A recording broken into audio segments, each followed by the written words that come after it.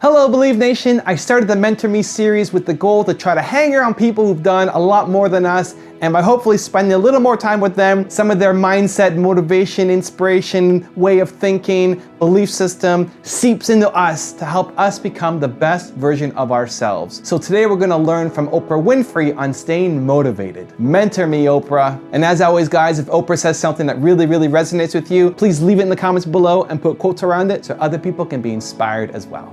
Enjoy.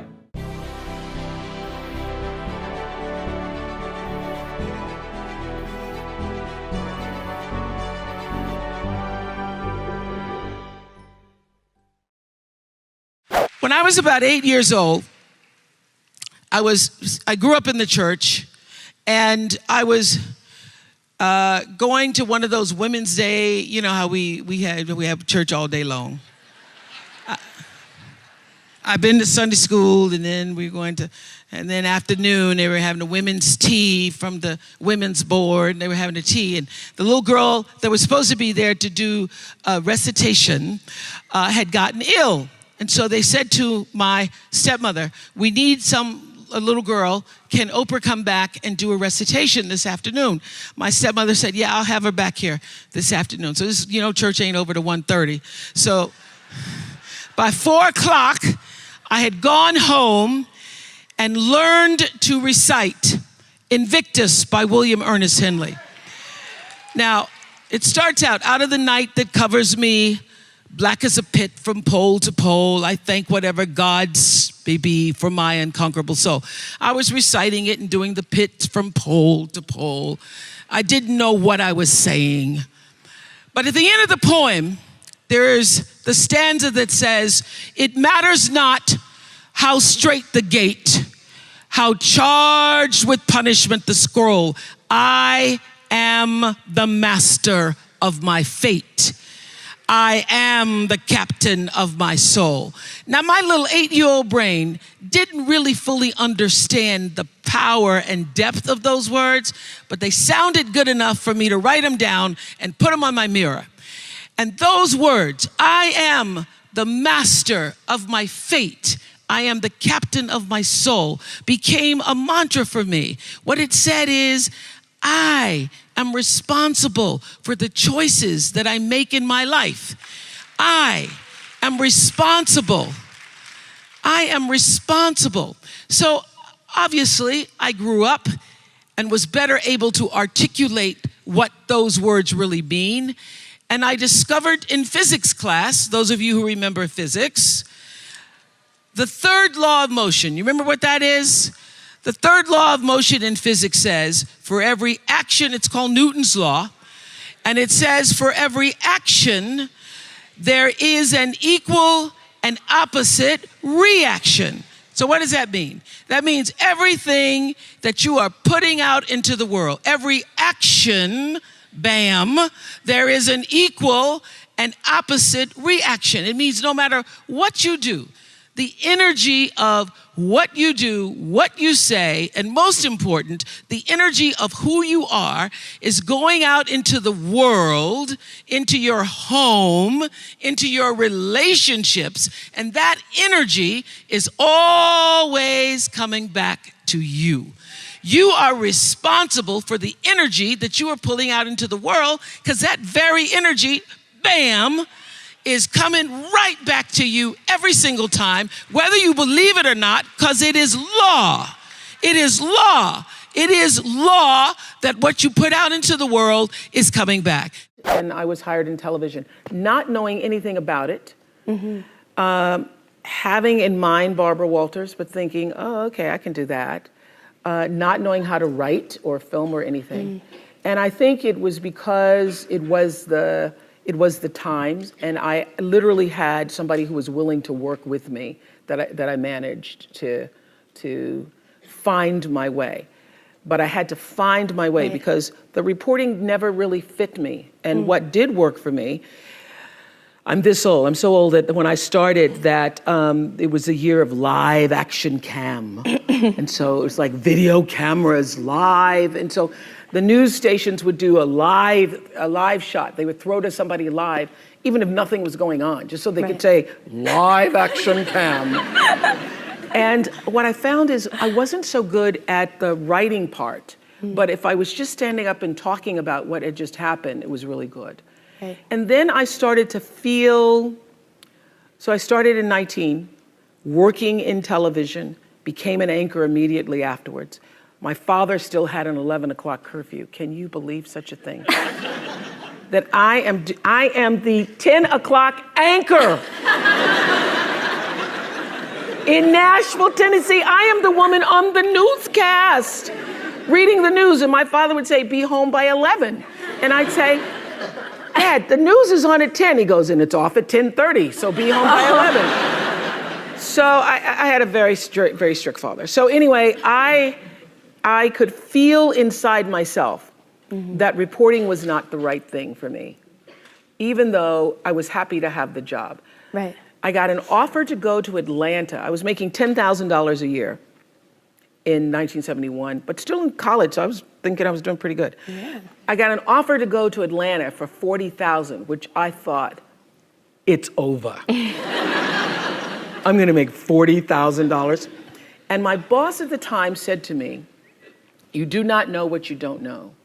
And you need to stay here until you can learn to write better, until you can perfect your craft as a journalist. And so he said, and we can't give you 40, but we can give you 12. So I stayed, and you know the reason why I stayed is because I could feel inside myself that even though the 40 was alluring at the time, that he was absolutely right. So to make a long story short, because I'd be here all day just talking about how it all came about, I started listening to what felt like the truth for me. A couple of years later, I moved to Baltimore. I could feel that as a reporter, and by this time, 22, I'm making 22,000. I met my best friend Gail there who said, oh my God, can you imagine if you're 30 and you're making 30,000? And then you're 40 and then it's 40,000? We actually had that conversation in the bathroom. So I started to feel that reporting wasn't for me. But I had my father, I had my friends, everybody was saying, oh my God, you're an anchor woman, you're on TV, I mean, you can't give up that job. Right. And by the time I was making 25, my father goes, well, you just hit the jackpot, you're not gonna make no more money than that, that's just it. So I was torn between what the world was saying to me and what I felt to be the truth for myself. It felt like an unnatural act for me reporting, although I knew that to a lot of people it was glamorous. And I started to just inside myself think, what do I really want to do, what I really want to do. And I will say this, knowing what you don't want to do is the best possible place to be if you don't know what to do. Because knowing what you don't want to do leads you to figure out what is it you really do want to do. So you discovered talk then, right? Around that time? I didn't discover talk, I got demoted. They wanted to fire me, but I was under contract and they didn't want to give up the 25,000. So they were trying to keep me on to the end of the year. So they put me on this talk, this is the way life works. They put me on a talk show to try to avoid having to pay me the contract out. And the moment I sat on the talk show, interviewing the Carvel ice cream man and his multiple flavors, I knew that I had found home for myself. Because when I was a news reporter, it was so unnatural for me, to cover somebody's tragedies and difficulties, and then to not to feel anything for it. And I would go back after a fire, and I would take them blankets, and then I would get a note from my boss saying, "What the hell are you doing? Right. You're just supposed to report." Can't be that empathetic. You cannot be that empathetic, and it felt unnatural for me. So if I were to put it in business terms, or to leave you with the message, that the truth is, I have from the very beginning listened to my instinct. All of my best decisions in life have come because I was attuned to what really felt like the next right move for me. And so it didn't feel right.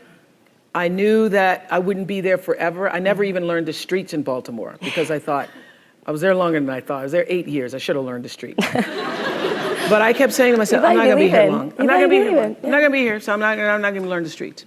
So when I got the call to come to Chicago, after starting with a co-anchor and working in talk for several years, I knew that it was the right thing to do. And I knew that even if I didn't succeed, because at the time there was a guy named Phil Donahue, who was the king of talk, and was on in Chicago, and every single person except my best friend Gail said, you're going to fail.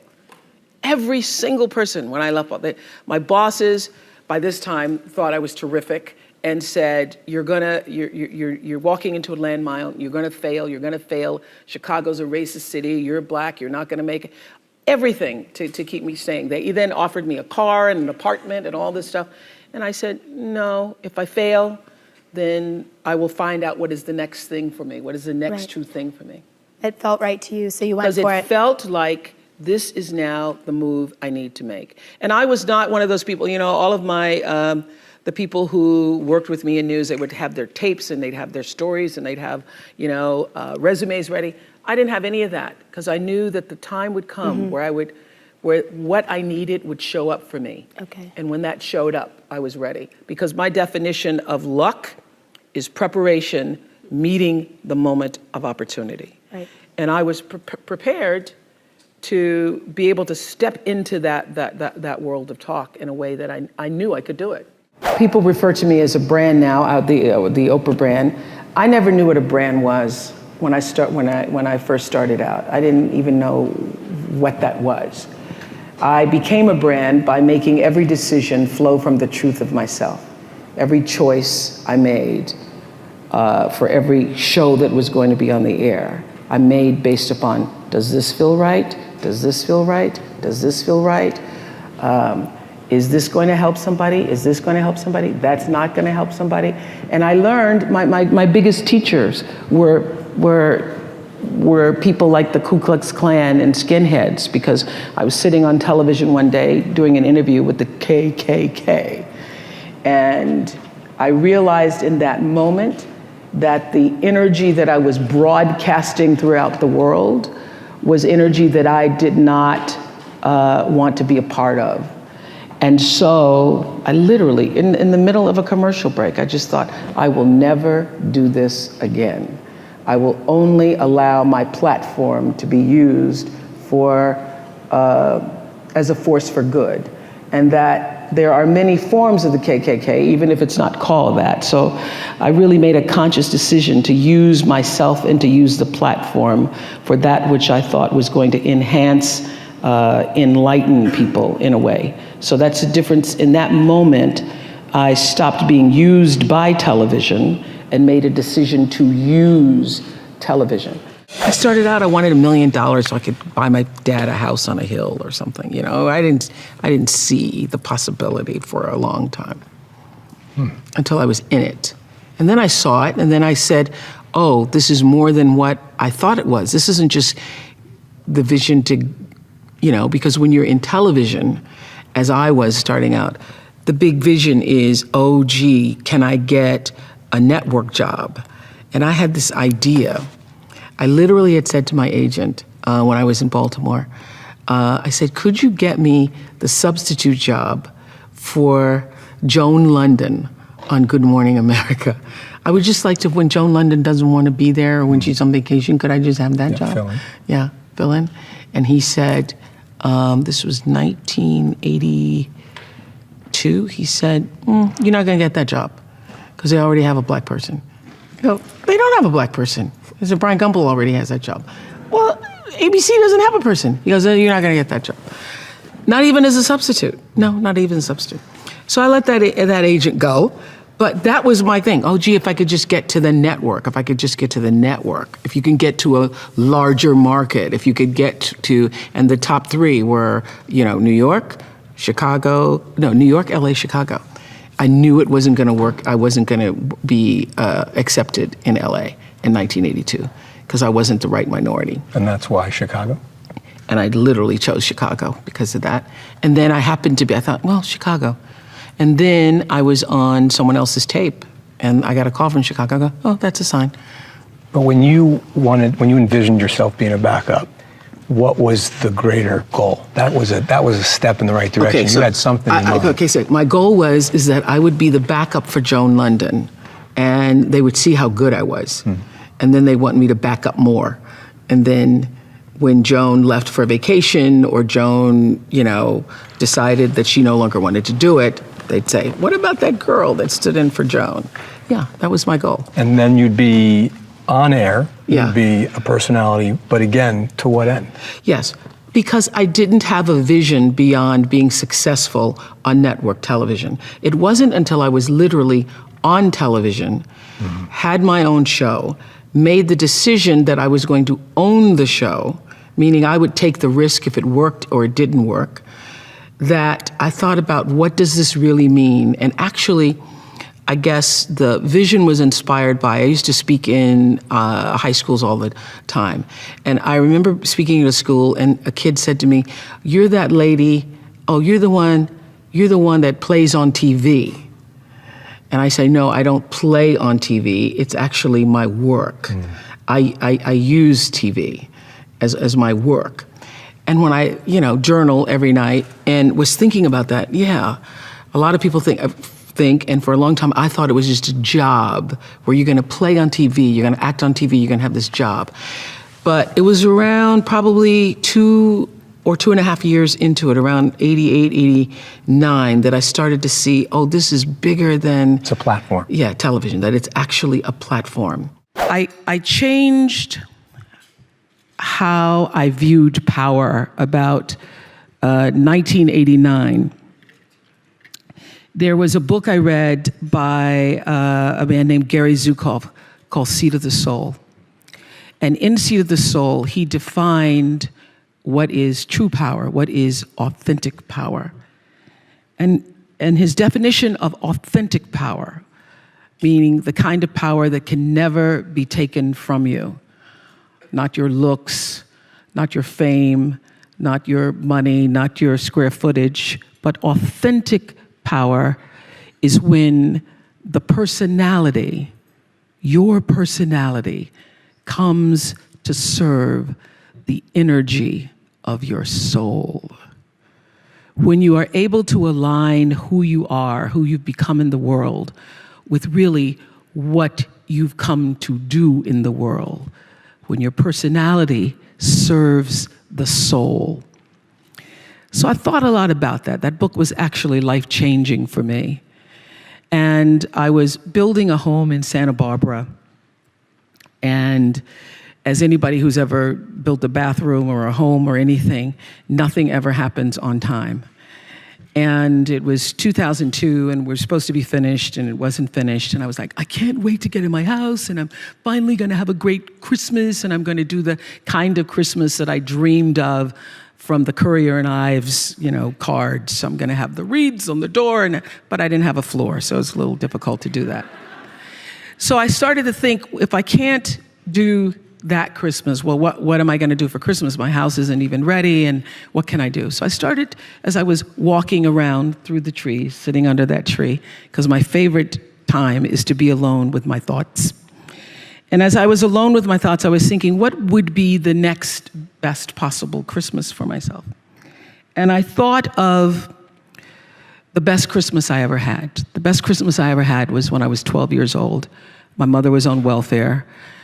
I was living with my mother and a half-brother and sister in Milwaukee. And my mother called me, the oldest, into a room to say, we won't be having Christmas this year. I said, we won't be having Christmas? What about Santa Claus? There is no Santa Claus. I had already figured that out, but okay. I was embarrassed and I was ashamed because for the first time, I had to face the reality that, yeah, what I've been suspecting, that we're not like the other kids, that we really are poor, is true. So we're not going to have Christmas, and there is no Santa Claus. My first thought, after being embarrassed and ashamed, was, what will my story be?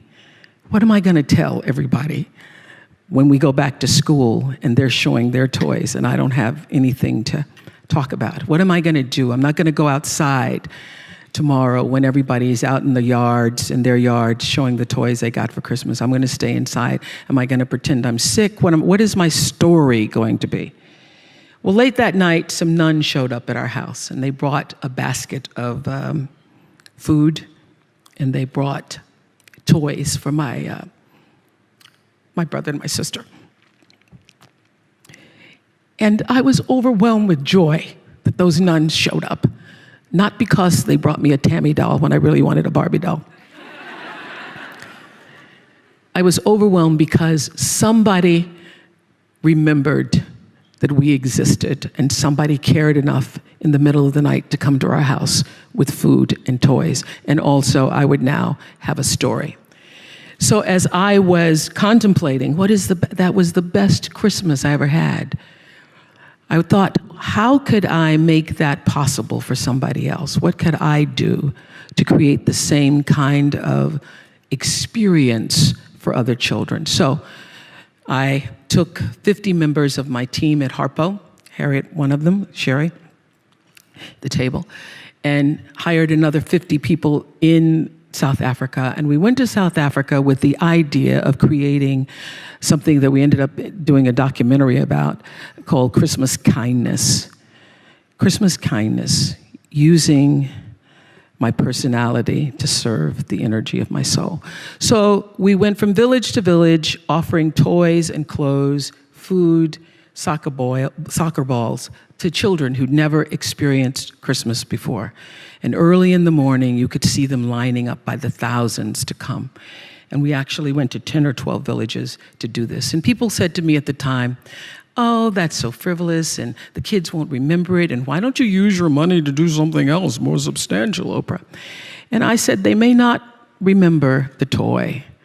They may not remember the clothes, although they were most excited, the children, to open boxes containing clothes because, as their caretaker said to us, having new clothes made them not feel poor. And for so many of these kids, it was the first time they'd ever experienced having something that was new for them. They may not remember what they got in the box, but they will remember that somebody remembered them. They will remember the experience. So during this entire experience, Nelson Mandela had invited Stedman and I to stay at his home. So when Nelson Mandela invites you, you stay. And I was so nervous. I was like, oh my God, what am I going to talk to? Because it's 10 days. It's 10 days. It's not just a dinner. It's not a lunch. It's 10 days. It's 10 days, breakfast, lunch, and dinner with Nelson Mandela. What am I going to say? Stedman said, why don't you try listening?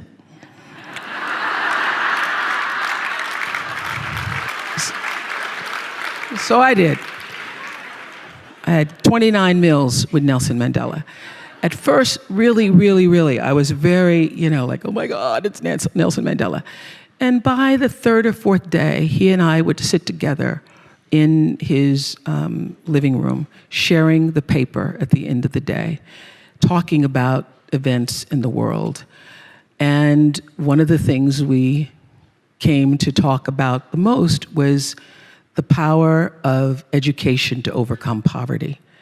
So in one of those lucid moments, I said to him, well, I've always wanted to build a school.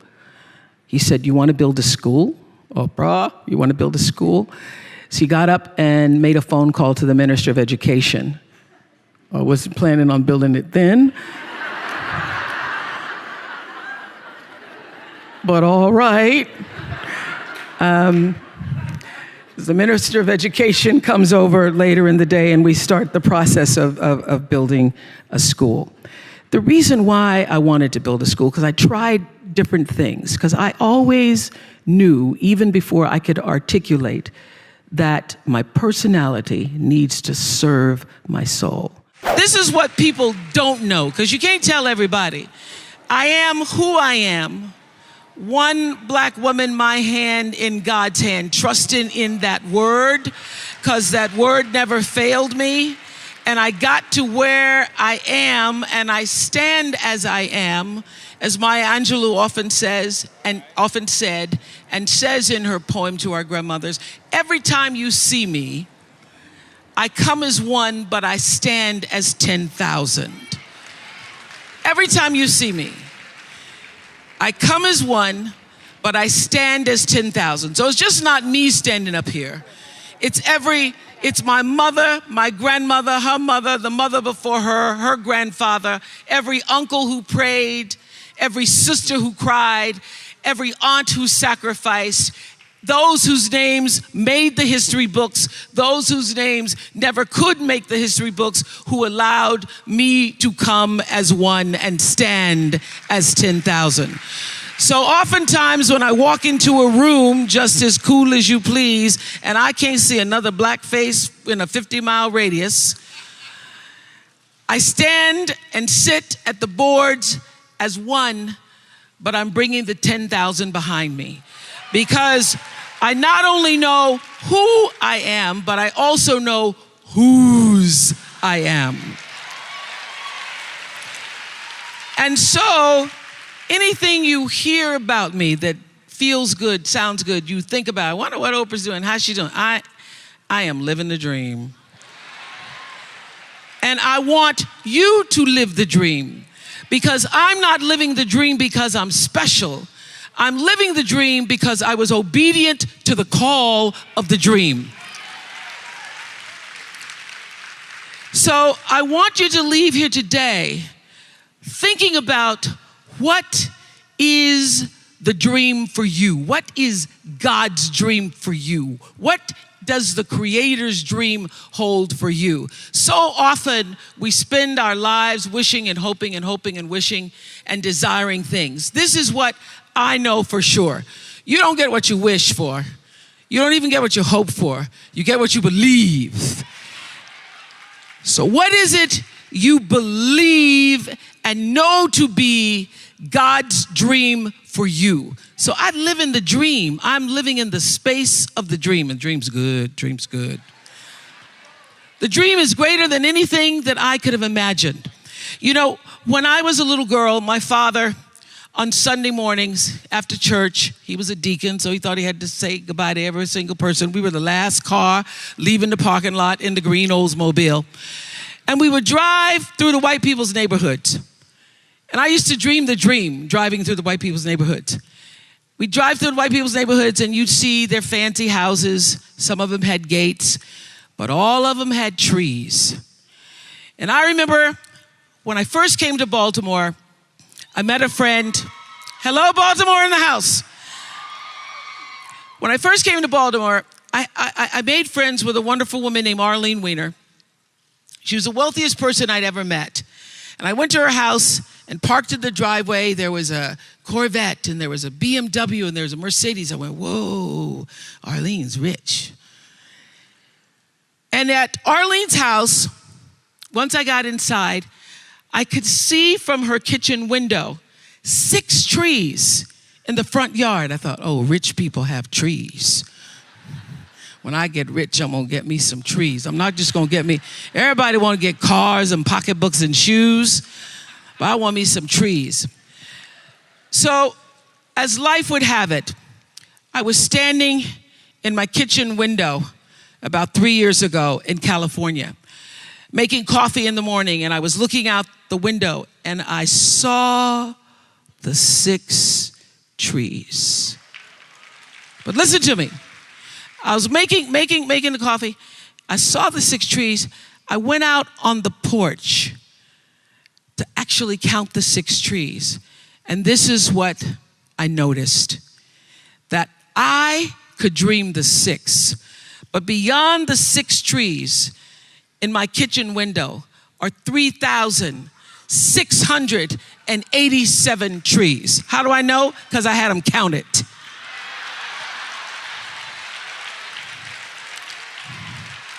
I had them counted. Because I said, I want to know how many trees out there. I dreamed the 6. That's as much as my small mind and my imagination could hold for myself. I dreamed the 6, but God can see beyond the 6. Can see beyond the 6 because there was a bigger dream for me. And I'm here to tell you there is a bigger dream for you, Essence. There's a bigger dream. And so the key, the secret, the magic is to surrender to God's dream for you. To quit fighting against and pushing against and disallowing against and resisting against and trying to tell the Creator, the universal forces, divine intelligence what you are supposed to do, and get still and know for sure what His dream, the dream, is for you. Thank you guys so much for watching. I hope you enjoyed. I'd love to know, what did you think of the video? Were you inspired? Are you motivated? What was your favorite message from Oprah? Please leave it in the comments below and I'm gonna join in the discussion. I also wanna give a quick shout out to Renee Montague. Renee, thank you so much for picking up a copy of my book. It really, really, really means a lot to me. So thank you guys again for watching. I believe in you. I hope you continue to believe in yourself and whatever your one word is. Much love. I'll see you soon.